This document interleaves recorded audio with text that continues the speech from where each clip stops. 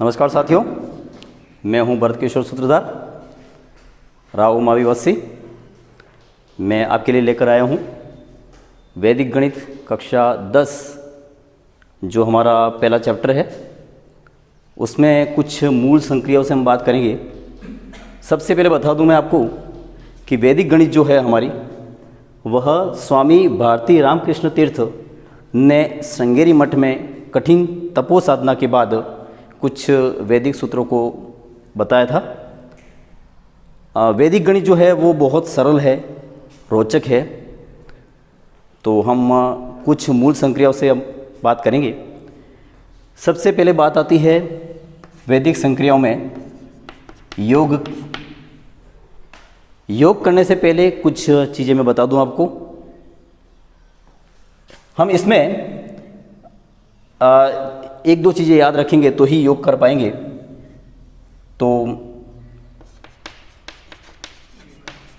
एकाधिकेन पूर्वेण, उसके ऊपर चर्चा करनी है हमें। सबसे पहले बता दूं मैं आपको एकाधिकेन। एकाधिकेन क्या होता है? किसी भी संख्या पर उसका एक अंक अधिक। जैसे मैं कहूं 5 का एकाधिकेन, तो उसको हम बताने के लिए बताएंगे 5 के ऊपर एक डॉट कर देंगे अपन, तो वो हो जाएगा 6। ये तो हो गया एकाधिकेन। अब बात आ रही है एकाधिकेन पूर्वेण की। यानी कि जब यहाँ जो योग करेंगे उसमें यही बात आएगी कि जब 10 या अधिक कोई संख्या हो जाती है, जैसे 15 हमारा अंक है, तो 15 को बताने के लिए हम क्या करेंगे, यहाँ जो जोड़ते जाएंगे संख्या, और जब 10 हो जाए तब हम पूर्व संख्या पर, पूर्वेण मतलब पूर्व संख्या पर एकाधिक दे देंगे।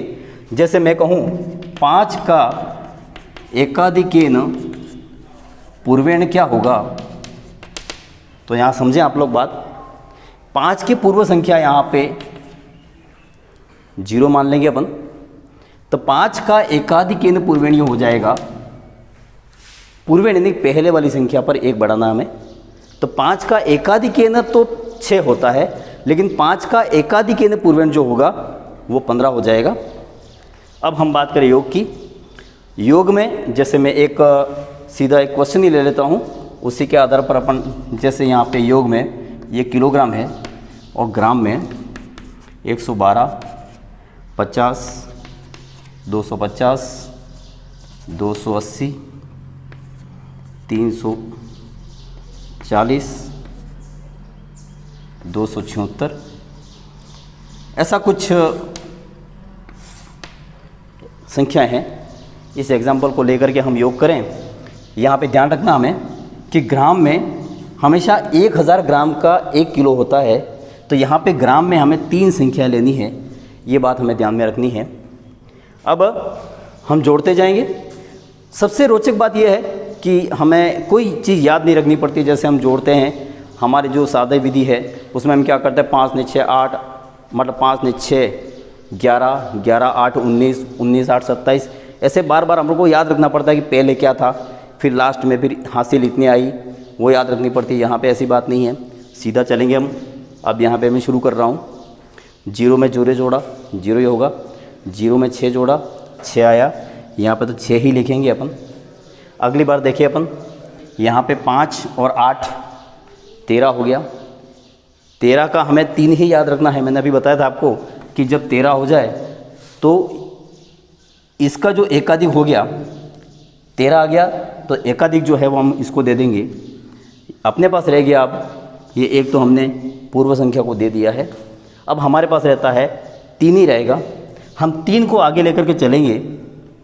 3 और 7 10 हुए। वापस वही बात, 10 हो गया है। एक आगे वाली संख्या को अपन ने दे दिया है। हमारे पास 0 बच गया है, हम 0 रख दिया यहाँ पे। अब आगे चले अपन, फिर से 0 है। अब मैंने पहले बताया था आपको 5 का एकाधिक, अगर 5 के ऊपर डॉट है तो उसको 6 मानना है। उसी तरह 2 के ऊपर डॉट है, इसको अपन 3 मानेंगे। इस 2 के ऊपर भी डॉट है, इसको भी 3 मानेंगे। 3 और 3 6। अब आगे चले अपन, यहाँ पे कोई हासिल होती तो यहाँ दे देते अपन, नहीं है। अब चले अपन 2, 0 और 0, ये तो 2 ही हुआ। आगे चले अपन 1 और 5 6, 6 और 4 10, 10 का 0। सॉरी यहाँ पे एक बार देख ले अपन, यहाँ पे एकाधिक दे देंगे अपन, यहाँ पे संख्या बढ़ा देता हूँ मैं, थोड़ा समझने के लिए ठीक रहेगा। अब आगे चले अपन 7 और 2 9, 9 और 4 13 हो गए। यहाँ पे कोई संख्या नहीं है तो 0 करके यहाँ पे अपन पॉइंट लगा देंगे, डॉट लगा देंगे, और ये हो गए थे अपने 13, 13 का 3, 13 का 3 आ जाएगा, 1 रह जाएगा, यहाँ पे आ गया 1। इस तरह से वैदिक गणित द्वारा योग होगा। अब हमारी जो बात आ रही है 10वीं के चैप्टर में, वो आ रही है शून्यांत एकाधिकेन पूर्वेण। हमारी जो योग संक्रिया है उसमें एक चीज़ और जुड़ेगी। अब है तो योग संक्रिया ही, लेकिन योग संक्रिया में एकाधिकेन पूर्वेण प्लस शून्यांत संख्या विधि है, उसकी बात करूंगा मैं आगे। तो योग संक्रिया में दूसरी बात, जिसको किताब में मौखिक योग संक्रिया बताया गया है,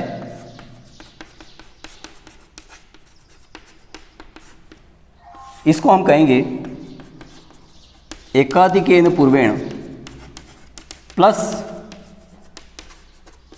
शून्यांत संख्या विधि। मैं आपको बता दूं, इसमें वही बात है, कोई ज़्यादा अंतर नहीं है। अंतर केवल इतना है कि इसमें जो हम आधार 10 का ले रहे थे, इसमें अपन एक एक संख्या जोड़ रहे थे। इसमें हमें शून्यांत का मतलब है कि जब 100 हो जाए, यानी कि 2 2 का जोड़ा लेना है। जब 100 हो जाए तो यहाँ पे पूर्व संख्या पर एकाधिक यहाँ दे देंगे अपन। तो अपन कोई उदाहरण ले लेते हैं।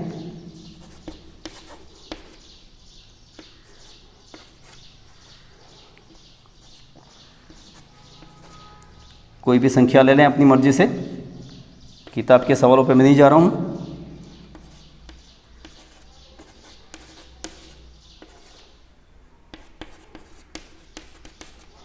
इस तरह से अगर इसको अपने को जोड़ना है, शून्यांत संख्या विधि में ध्यान रखना है अपने को, हमें 2 का जोड़ा लेकर चलना है। तो यहाँ पे हम 2 संख्या जोड़ेंगे, तो 69 और 15 जोड़ेंगे। 69 और 15 जोड़ने के लिए एक बात ध्यान रखनी, मौखिक विधि है।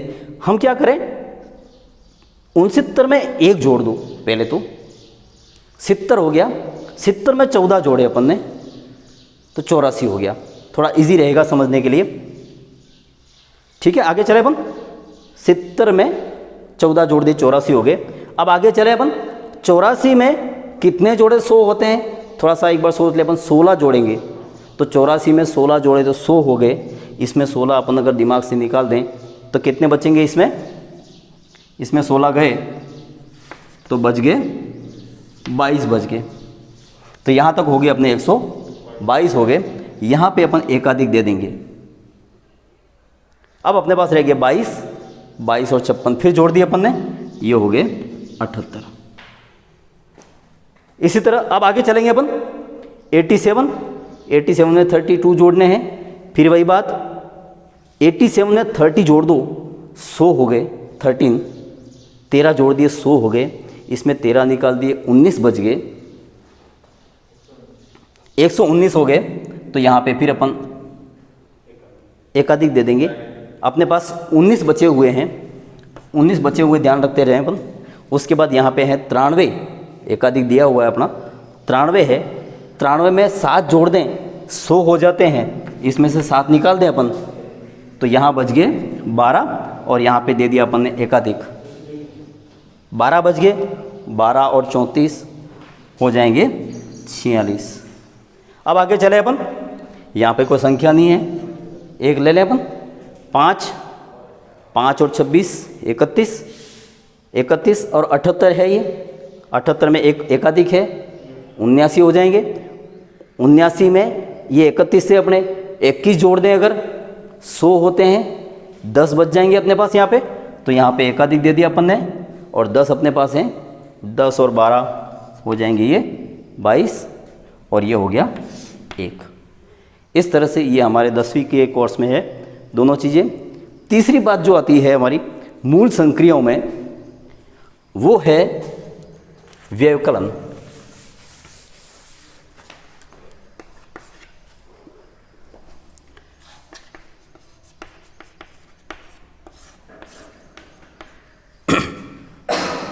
व्यवकलन में करने से पहले हमें कुछ चीज़ें और समझनी पड़ेगी, और वो है परम मित्र अंक। ठीक, तो जैसे 5 है, 5 का परम मित्र अंक बनाने के लिए 10 करना पड़ेगा। तो 5 का परम मित्र अंक कितना होगा? 5 होगा। 4 का परम मित्र अंक हो जाएगा 6, क्योंकि मिलकर के 10 बन रहे हैं। 3 का परम मित्र बन जाएगा 7, 1 का बन जाएगा 8। अब आगे चले अपन एक व्यवकलन का ले ही लेते हैं, इससे और क्लियर हो जाएगा आपको।